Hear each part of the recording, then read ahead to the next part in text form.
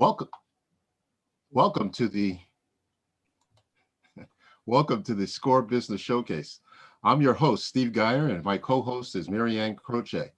Our guests today are Jon and Kathy, and they're going to be talking about their business on Campo Home.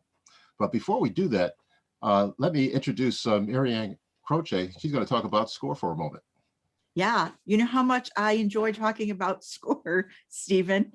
So Score is your free business resource. Business challenges are real, so don't go it alone. Score provides mentoring, online training, and webinars. Templates, guides, and frequently asked questions are available. Regardless of your stage of business, there is something for every small business owner or entrepreneur at Score.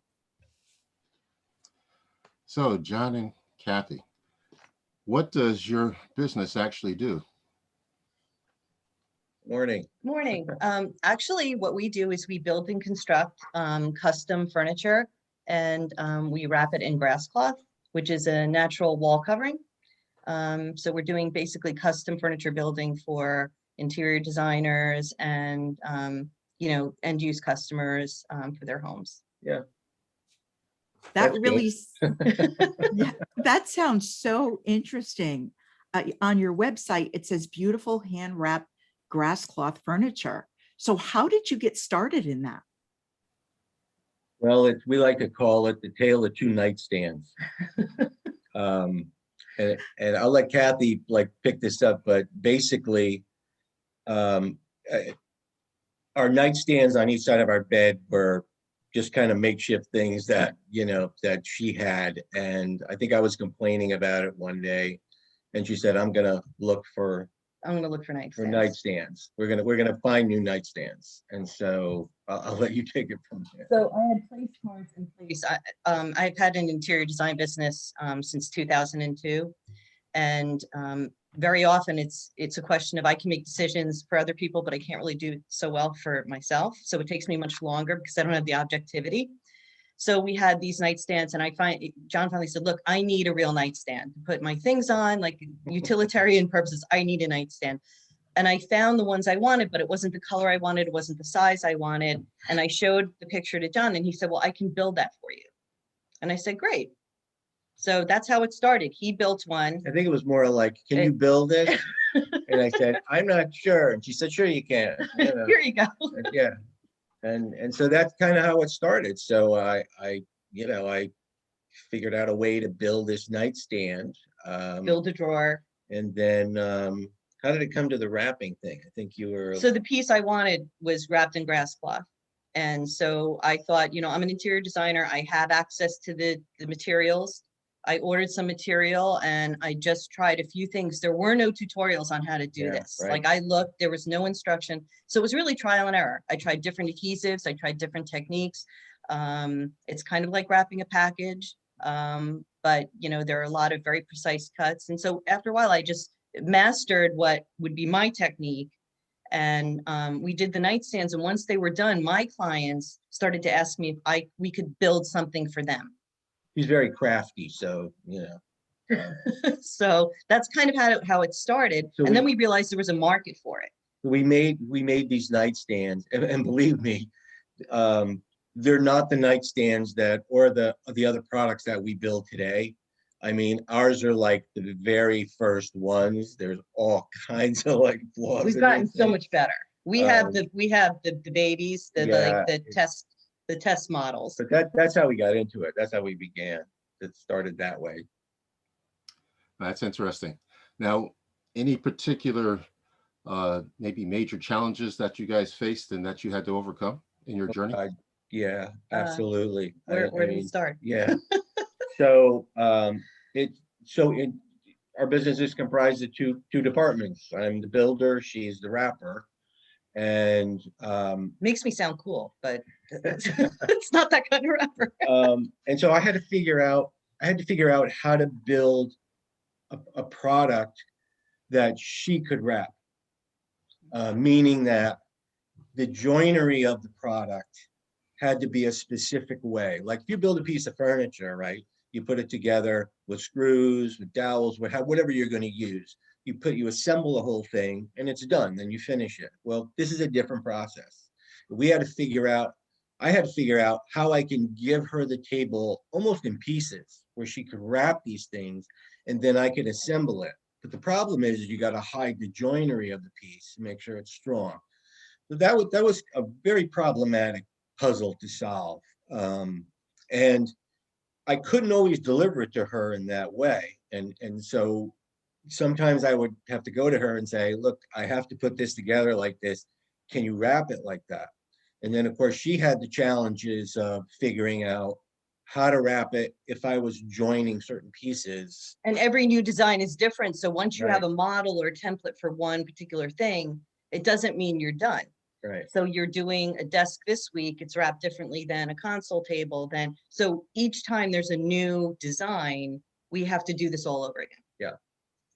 Yeah. So it's figuring out, as a matter of fact, we're working on something like that right now, where we're trying to figure out, like, so we always have this argument. Can you wrap it like this? No, I can't. Figure this out. I can't do anything about Tossing that. the ball to the Yeah, other we just person. keep pushing it back and forth until finally, I guess we get it figured out somehow. But We do.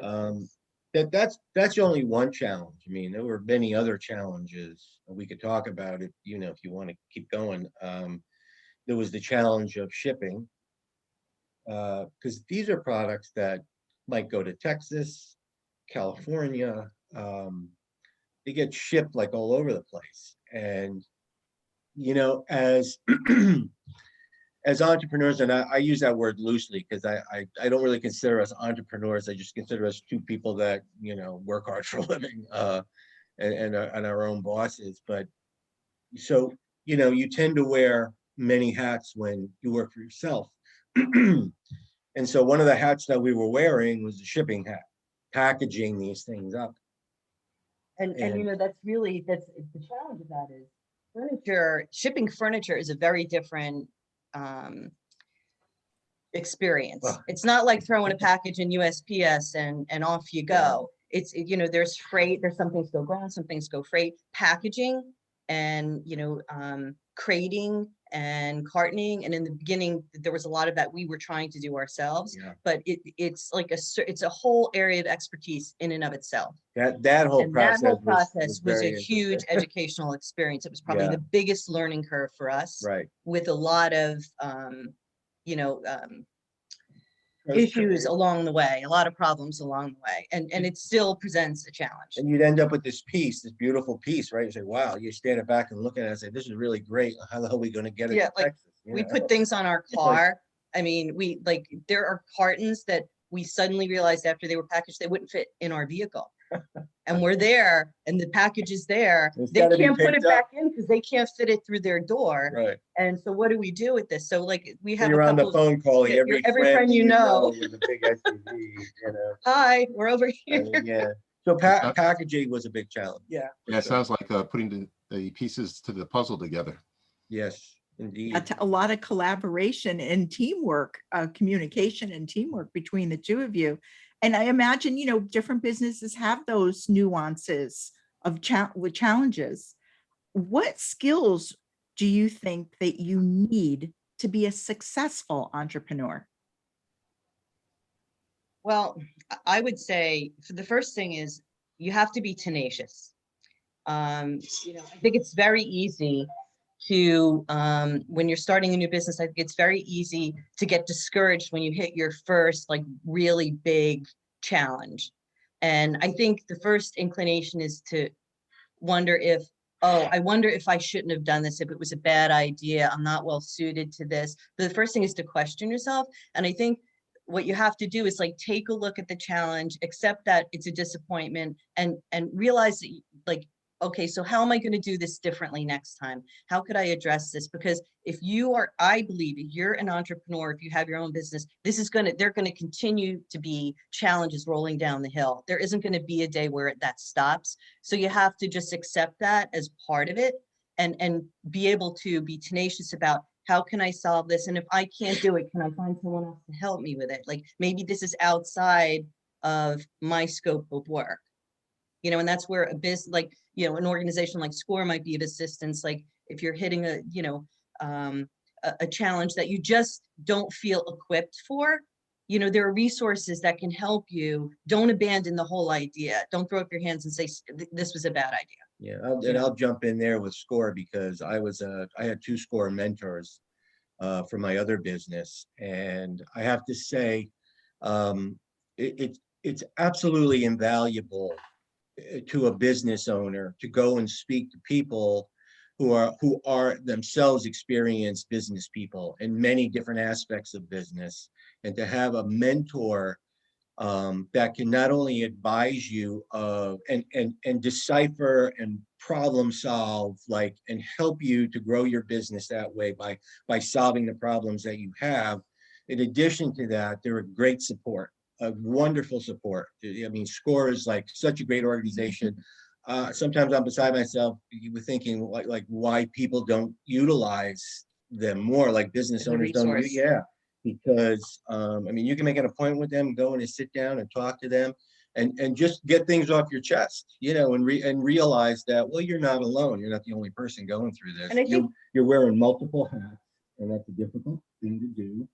And you know, we're going to help you pick apart these different areas and solve these different problems and give you ideas and paths to solving them, you know, and helping you.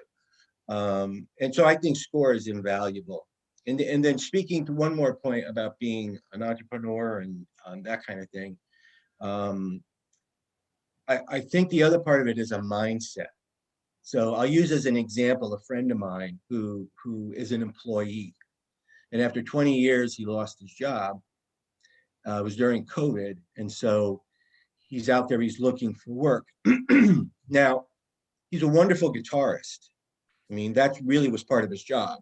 he was a music therapist. He was a music therapist. And while he was looking for work, my mind is thinking, because we look at things differently. He's looking for work. I'm thinking like, you could be picking up gigs somewhere. Mhm. You could be putting feelers out to certain people. You could be making some extra money doing this, that, or the other. Like You know what I freelancing. mean? And Yeah. Like, so my thought to him was like, why don't, you know, I was making suggestions to him, like, in the meantime, don't give up looking for a job, but maybe you could pick up things here and like there. being creative, think outside the box type of thing. But And when you work for yourself, that's how you think. You think like, well, where can I pick up some work? How can I do this? how can I monetize what my skill set is? Right. You know, You're not relying on somebody else to give you a paycheck. You're looking for your own way to find a way to make money, you know? So I think the mindset is important, you know? And I think that's something that comes with time, because we were both employees that ended up in our own businesses. And, you know, it is a struggle when you first start. For Yeah, it's sure. a different perspective. Yeah, Oh, definitely is. absolutely. Yeah, you have to think differently. Well, I'm glad you shared that story with us. That's a good one. It's good for our audience, especially those that are in business, to hear that. You have to think outside the box and make things happen. With that in mind, was there a particular book that has helped you in your business? well, I would say the book Girl Boss was actually really helpful, because there are very few books written, first of all, by young women, and young women who have become like a CEO of their own company. And it's an amazing story about a young woman who basically becomes a social media influencer back when that term didn't even exist, and ends up creating her own company. And how she, you know, how she did it, how she went about it. And what's really impressive, of course, women, it's harder for women, as we know, to be entrepreneurs and to run a successful business and to be a CEO of a business. But this book was written about 10 years ago, which makes it even more impressive. So that was one of the things that kind of spoke to me. And in fact, one of my daughters is the one who gave the book to me, because she found it so impressive and inspirational. So I would say that. And then we're big advocates of podcasts. When we're working with our hands, we can learn with our ears. Yeah. And so, you know, when we're building or when I'm wrapping furniture, it's very solitary. It can be meditative experience, but sometimes it's nice to listen to a podcast or something educational, just so you feel like your mind is still growing, because it's important to stimulate your mind, especially when you're working in a relatively solitary environment and you may not have the time to be reading as much as you'd like. I don't know, listening to serial killers might not be the best educational For a podcast, husband but and wife team to just not be. it sure is entertaining. Oh. If I go missing, you'll know what happened. With your goals that you have set over the time period, have you been able to hit them? Oh boy. Well, it's kind of like a moving target, Yeah. is what I like to think of it as, because I don't know that we have a final goal in mind. I mean, originally we didn't really have a goal. Like, we kind of fell into the business, and then Right. when it started to take off, we thought, oh, well, this might be a great resource. This would be a great source of additional income. And then as the business grew, I moved into it increasingly now full time. So like, it's like mini goals in a way. I mean, I think our ultimate target would be to make this into a full-time business for both of us, because, working 7 days a week, 2 jobs each is untenable. We've been doing it for a year, but it's not our goal to be doing this, Yeah. more than a year or two to get the business to where it needs to be. But that would be our goal. So we're not there yet, but I feel like we've met all of these smaller goals, incremental goals along the way. And sometimes I think that is a better approach. Like, if you can just give yourself small milestones, as opposed to saying, like, I want this business to be our only source of income. That type of growth really does take time. And you have to do it, I think, in a methodical way in order to prevent yourselves from, financial failure, burning out, making a lot of mistakes that are expensive. So we're trying to do it incrementally, but I would say our goal probably by next year would be to have this be a full-time business, but not a 7-day-a-week business. And to make another point about that is, when we first started in the business, orders seemed to have come pretty quickly, which was a surprise to us. And where we are now, we actually have enough business for 2 people, meaning that as 2 people, and only working it on a part-time basis, 3 or sometimes 4 days a week, we almost have to pace ourselves. There's product that we've built that we haven't put up on our website because we're afraid that people are going to order it. And It's like, no, wait. And I think my neighbors are kind of done with the saw enough on 4 days a week, from my garage. So I think the goal that we have, like Kathy was saying, the goal that we have is to eventually rent a space where we could have a small showroom. And Getting very crowded here. Yeah, but we also can appreciate that, you could have a lot of business today and no business tomorrow. I see that in my other business all the time. It's like a sine wave. We haven't quite seen that yet in this business, but we can appreciate that, things could dry up. That's a big next step, having overhead Yeah. that you have every month. So we're trying to kick that can down the road until we know we're able to float that. And right now, as John said, we have a production timeline. We have enough work for 12 weeks, probably more like 14. So people are waiting 3 or 4 months for their pieces. Yeah. And, it's really hard to eat. Like, you really cannot take on more work and have a reasonable production timeline at this point. So that's kind of where we are. We're kind of pumping the brakes a little bit, just because we need to service the customers we have, and we need to have some life. Yeah, I guess it's a good problem to have. But like I said, it could dry up tomorrow. You never know. You never know in business. So Yeah, it's amazing at every stage of business how one challenge is overcome. And then, as Kathy was referring to, there's always challenges, right? So then you go into another stage and there's new challenges that you have to face, and it's part of business. So absolutely. What would you say is something that you wish you did sooner? I think we are in complete agreement on this. We wish that we had someone packaging our products from the very beginning. We absolutely miscalculated on that in a big way. And in the beginning, when we were packaging our own product, we had pieces that were damaged. We had pieces that we had to get back and repair. We had to give, refunds or partial refunds to people who got products that, were damaged in transit. So I think we had to build things over, so Plus it was a divorce factor there, I must say, because her mind and my mind think completely different. We And when have we're no business packaging, it's discussing like, this even at all. you At know, it's all. like It's- all the arguments came during packaging. We'll put this here. No, it doesn't go there. You got to do this. You That's need a not enough. fanning around That's it. not enough cartoning. That's Yeah. not enough. And it turns Right. out that there is a whole protocol. I wish we had known this for packaging, and you're better off trusting it to a professional. And that's like when that's one of those things that, like, when you're in business, like somebody like Score, somebody objective could be helping you say, you know what, maybe you don't need to do this particular thing. Yeah. You know, you've This would be a good encountered outsource. these kinds of problems, go to a professional, pay them to do it. And since we've been doing that, we've had almost, I would say we've had 1 or 2 problems. I mean, that's to be expected. Whenever you're doing transit, whenever you're shipping freight, you know, on occasion things will get damaged, but overall the results are so much better. We're still married. And I'm not really sure if we went down that road. We still would be.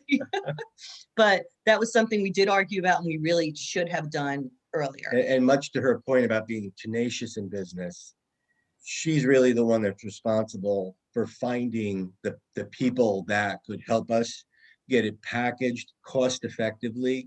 I mean, I did a little bit of research while I was at work, but she really took the reins on this and solved the problem.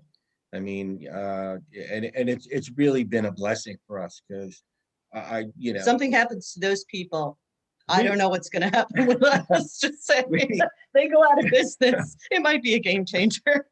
we would have Well, had to go back to doing this ourselves, and that or paying somebody a lot of money, you know, at Yeah, the it has to be expense cost effective of our too. profit. Yeah. So yeah, I'm amazed that she found somebody to do it, but she really did. It's a great example. The story that you're sharing is a great example to me of how, as like a small business owner or entrepreneur, we're trying to do it all and wearing so many hats and staying in your own lane and staying focused on Yes. what you two are really excellent at is it, and that's something that it's very, very common with a lot of small business owners and entrepreneurs to outsource different things, because that's a whole Yeah. separate business in itself, you know, It- the it shipping end absolutely- of it. Yeah. It is absolutely. And to that end, even, what is it in your business that is unique to you that you cannot delegate to someone else? And what is there that you can, which is to say, we've hired somebody to help us with basic building.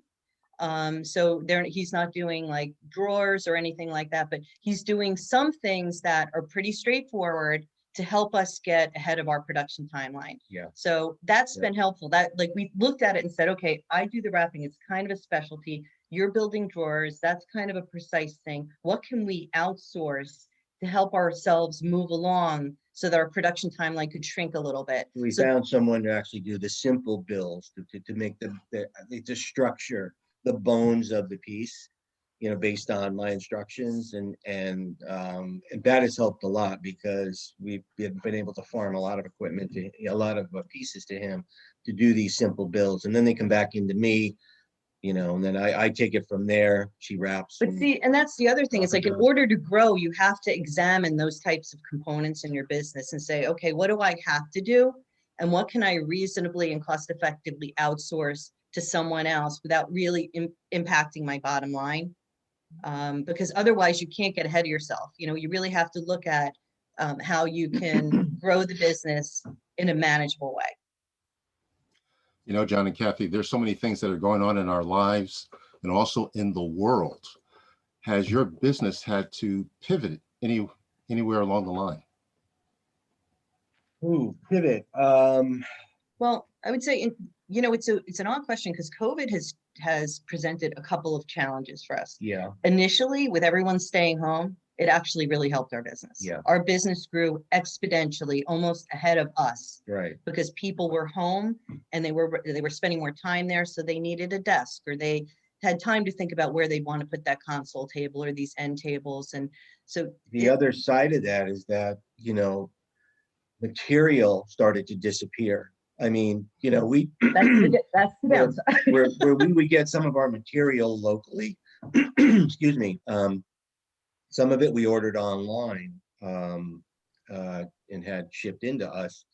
But we'd look locally for some of the lumber we needed. If they didn't have it, I mean, we'd drive to Derby, to pick up Hunting and lumber. pecking for We- lumber. Yeah, It I mean, was- we'd be driving all over the place for lumber, and we don't have a truck. So when I go in to get lumber, I have to have it pre-cut so I can get it in the car. You know, Danbury, she's Well- going down to New Jersey to get stuff. I Like mean, inventory, initially it was fine while there was inventory. And then actually within I would say the last 6 or 8 months, inventory lumber costs have gone up and you've already sold a piece. So you can't really do much about that. Yeah. The inventory is dried up. And also even in terms of sourcing like material to wrap, once the inventory went out, the timeline for inventory coming back in was so long. So there's been that dance Yeah. of, scrambling to get material. So I would say that's been, there was an upside and there was a downside, and we're still working with the downside Right. on this. But I guess it's not really a bad problem to have. No, it sounds like it's amazing how you're doing that and facing those challenges head on and figuring them out as you go. I'm really curious. I'm enjoying the two of you interviewing. You sound like you have a lot of Thank humor you. in your relationship. And what advice would you provide to a new business owner? I mean, I see that you're working together and it seems like it works. I would say play to your strengths. If you're going to go into your own business, know yourself, know what your strengths are, and especially know what your weaknesses are, and get help in those areas where you're weak, or partner up with someone if you can that has the strengths that you don't have. Yeah. Because in any successful business, there are a lot of different members to that business, and they all are excel in their own areas, and that's what really makes a good team. So if you're alone, if you're a single person just starting out in business, use SCORE. Look for ways to gain information and support and ideas from people that know things that you don't. It's probably one of the, I think that the things that you really have to do the most when you go into business yourself is to find those answers from people that know the answers, because otherwise you're reinventing the wheel, and that's going to take a long time. And I would say Yeah. also, if you're in a husband and wife team, thinking of starting a business with your spouse, one of those, just one of the most You might important want to things. reconsider No, that. now we're still married. I would say putting your responsibilities into a separate compartment, which is to say, one person should be responsible for certain things. So you have to delegate what your based on your strengths, what each person handles. Don't cross that line. That's right. Don't cross The line. And the other thing that is really important is you have to remember that this is your business and that you have to be able to have a relationship besides that. So there have to be times where you put that away and just have fun together, like make time to just play and go have fun. And because that's an important part of the entire, relationship is there's the business over here and then there's personal there, and you don't want one to suffer because of the other. So be nice to each other. That's great. You guys are a great team. How can we get in touch with you? Well, we have an email. It's compohomedecor@gmail.com. We have a website, compohome.com, where all of our products are featured online. And you can purchase there. You can ask us questions. You can purchase samples. And then we also have an Instagram, Compo Home, where you can see what we're doing each week, what we're shipping, what kind of craziness is happening here, what we're baking, what we're making.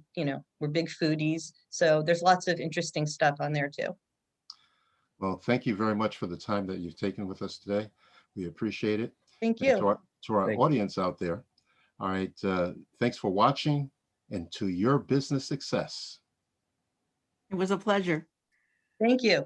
Thank you.